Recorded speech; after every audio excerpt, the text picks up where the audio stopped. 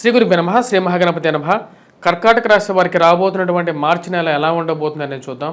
కర్కాటక రాశి వారికి మార్చి నెలలో సానుకూలమైనటువంటి ఫలితాలు గోచరిస్తూ ఉన్నాయి.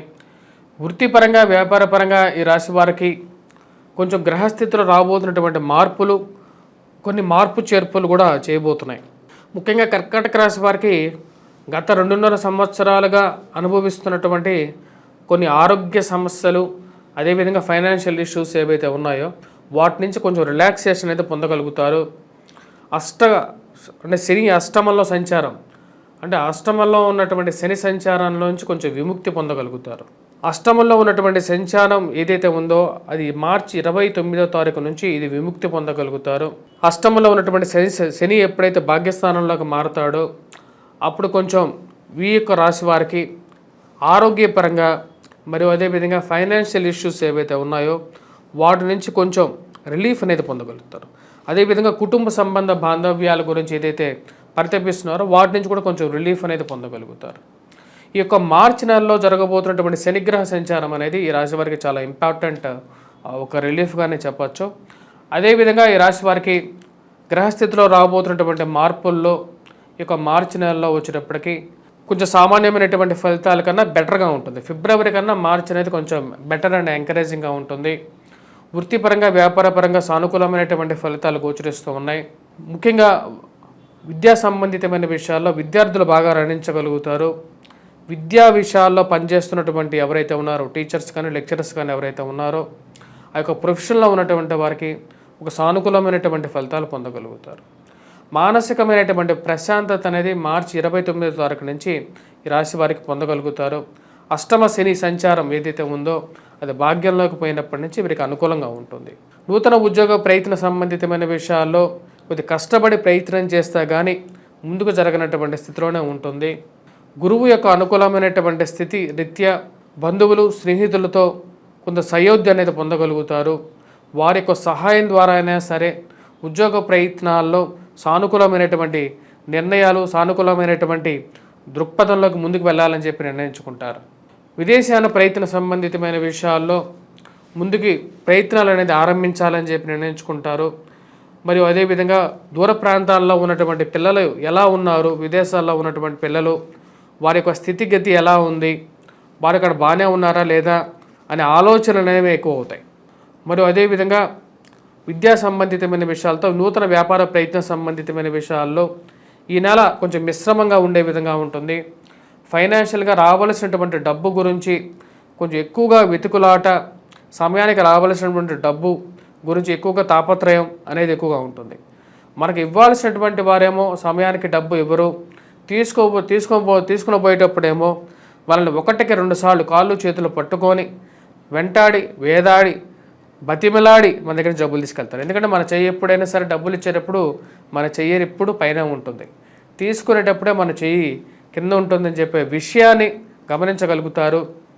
స్నేహితులైనటువంటి వారు మరియు బంధువులైనటువంటి వారు ఇటువంటి వారు అనే ఒక ఆలోచనలకు వెళ్తూ ఉంటారు. అంటే వీరు సమయానికి సహాయం చేయకపోగా ఇవ్వాల్సినటువంటి డబ్బే సమయానికి తిరిగి ఇవ్వక నానా కష్టాలు పెట్టేటువంటి వారు ఇటువంటి స్నేహితులు, ఇటువంటి బంధువులు నాకు అవసరమా, మరియు అదేవిధంగా ఉన్నవి లేనివి నా గురించి బ్యాడ్ ప్రాపగాండా చేస్తూ పిల్లలకి వివాహాలు కాకుండా పిల్లలు ముందుకు ఎదగనివ్వకుండా అడ్డుపడేటువంటి వారు ఇటువంటి బంధువులు నాకెందుకు అని చెప్పి ఒక ఆలోచన అనేది ఎక్కువ మనస్సులో పరితపిస్తూ ఉంటుంది. వీటన్నిటికీ వీరి యొక్క బంధువులు అని చెప్పి మనం ఏదైనా ఒక విషయం వారికి పాజిటివ్గా చెప్పినా సరే, నాకు ఇలాంటి ఇది రాబోతుంది, అలాంటి ఉద్యోగంలో ఎదుగుదల రాబోతుంది అని చెప్పినా సరే కుళ్ళుకొని బాధపడేటువంటి వారు ఎటువంటి స్నేహితులు, ఎటువంటి బంధువులు అని చెప్పి ఒక ఆలోచన మానసికంగా బాధించే విధంగా ఉంది.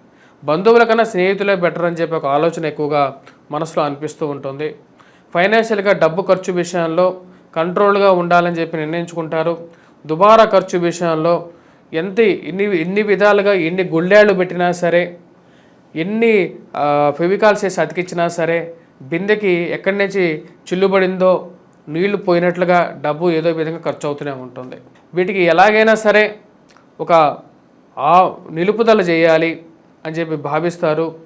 జీవిత భాగస్వామితో సత్సంబంధాలు ఏర్పరచుకోవడానికి ఎక్కువగా ప్రయత్నం చేస్తారు.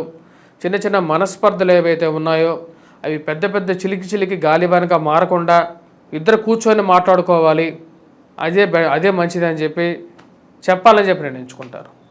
భార్యాభర్తల సయోధ్య మరియు అదేవిధంగా కుటుంబంలో జరుగుతున్నటువంటి కలతలు, భూ సంబంధితమైనటువంటి లావాదేవీలకి మాటలతో పరిష్కారం చేసుకోవాలి.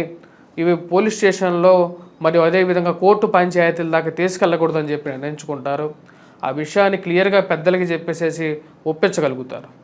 ఆ విషయంలోనే ముందుకు వెళ్తూ ఉంటారు. మీ మనసులో ఉన్నటువంటి మంచితనానికి ఆ దైవబలం అనేది ఎప్పుడూ మీ వెంట ఉంటుందని చెప్పి నమ్ముతారు. శివారాధన అనేది చాలా ముఖ్యమైనటువంటి విషయం. రాబోతున్నటువంటి ఫిబ్రవరి 26వ తారీఖున ఏదైతే ఉందో అది సానుకూలమైనటువంటి ఫలితం ఎప్పుడైనా ఇవ్వగలుగుతుంది. అని శివరాత్రి అనేది ఒక్కరోజే కాదు, ప్రతి మాస శివరాత్రికి కూడా శివుడు భోలా శంకరుడు మంచి ఫలితాలు కూడా ఇవ్వగలుగుతాడు. ఈ రాశి వారికి విద్యా సంబంధితమైన విషయాల్లో విద్యార్థులు 1-2 సార్లు కష్టపడి చదవగలిగితే పూర్తి అనుకూలమైనటువంటి ఫలితాలు పొందగలుగుతారు. రాశి వారికి గురువు అత్యంత అనుకూలమైనటువంటి స్థితిలో ఉన్నాడు. విద్యా సంబంధితమైన విషయాల్లో విద్యార్థులు బాగా రాణించగలుగుతారు. మరియు అదేవిధంగా ఎవరైతే విద్యా ప్రొఫెషన్స్లో ఉన్నారో అంటే ఎడ్యుకేషన్ రిలేటెడ్ ఫీల్డ్స్లో ఉన్నటువంటి వారు కూడా బాగా రాణించగలుగుతారు. మ్యాథమెటిక్స్ విద్యా విషయంలో, గణితంలో, యాప్టిట్యూడ్ టెస్టుల్లో కూడా వీరు రాణించడానికి ముఖ్యంగా కుజుడు అంత అనుకూలమైనటువంటి స్థితిలో లేడు. ఆ విషయాన్ని గమనించాల్సినటువంటి ముఖ్యమైనటువంటి సూచన. దీనికి ముఖ్యంగా వచ్చేటప్పటికి ఎటువంటి పరిహారం చేసుకోవాలి అనేది కూడా మనం చూద్దాం. ముఖ్యంగా వచ్చేటప్పటికి ఈ రాశివారు హనుమాన్ చాలీస పఠించడం, హనుమాన్ దేవాలయ దర్శనం చేసుకోవటం, సింధూరాన్ని పెట్టుకున్నట్లయితే కొంచెం అనుకూలమైనటువంటి ఫలితాలు పొందగలుగుతారు.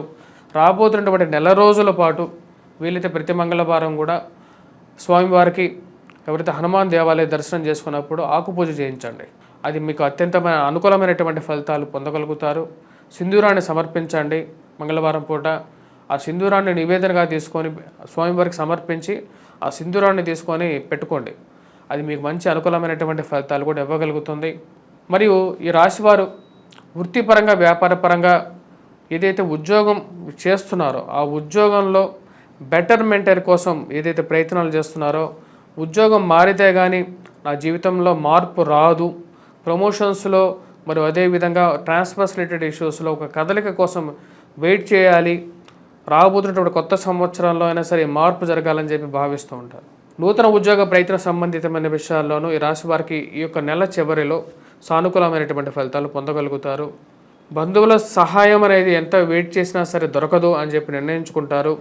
స్నేహితులైనా సరే కొంచెం సహాయం చేస్తారని చెప్పి ఒక నమ్మకంతో వారి యొక్క సహాయం కోసం ప్రయత్నం చేస్తూ ఉంటారు. ఈ రాశివారు మరికొన్ని పరిహారాల్లో ముఖ్యంగా వచ్చేటప్పటికి అష్టమ శని సంచారం ఉంది కాబట్టి వెంకటేశ్వర స్వామి దేవాలయ దర్శనం చేసుకోండి. ముఖ్యంగా వచ్చేటప్పటికి వాటితో పాటు ఈ రాశి వారికి షష్టగ్రహ కూటం అనేది జరగబోతున్నది. దాని గురించి కూడా సపరేట్ వీడియో చేయడం జరుగుతుంది, దాన్ని కూడా చూడండి. స్వస్తి. శ్రీ గురు బ్రహ్మ శ్రీ మహాగణపతి నమః. మా యొక్క వంగరవారి గంటల పంచాంగం అనేది మార్కెట్లోకి అవైలబిలిటీగా రావడం జరిగింది. ఇక పంచాంగాన్ని మనం చూసినట్లయితే తిదివార నక్షత్ర కరణ యోగాలని మనం పంచాంగ గణన చేయడం జరుగుతుంది. పంచాంగ సిద్ధాంతంలో వచ్చేటప్పటికీ మనకు ముఖ్యంగా పంచాంగ పరిజ్ఞానం అనేది హిందూ ధర్మంలో చాలా ముఖ్యం. ముఖ్యంగా ముహూర్తాలు కానీ లేకపోతే రాశి ఫలాలు కానీ గ్రహగతులు కానీ గణించి వాటితో పాటు వాటి యొక్క స్థితిగతులు జరగబోయేది ఎటువంటి పరిస్థితులు రాబోతున్నటువంటి విశ్వావసునామ సంవత్సరంలో దీన్ని క్లియర్గా రాయడం జరిగింది. దీని యొక్క వెల 99 రూపాయలే. ఇది మన ఇంట్లో ఉంటే ఎప్పుడైనా సరే పంచాంగం మన ఇంట్లో ఏదైనా సరే ఒక శుభకార్యానికి లేకపోతే ఏదైనా సరే ఒక విషయంలో మనకు డౌట్స్ కానీ అంటే సందేహం కానీ వచ్చినా సరే ధర్మ సందేహాలు కానీ వాటి క్లియర్గా నివృత్తి చేసుకోవడానికి చాలా ఉపయుక్తంగా కూడా ఉంటుంది. మీరు కావాల్సినటువంటి వారు ఈ యొక్క నెంబర్ని సంప్రదించండి. మీ పంచాంగాన్ని 10 మందికి పంచిపెట్టడం కూడా పూర్వజన్మ సుకృతంలాగా ఉన్నటువంటి పాపాలకి దోషాలకి నివృత్తి జరుగుతుంది. స్వస్తి.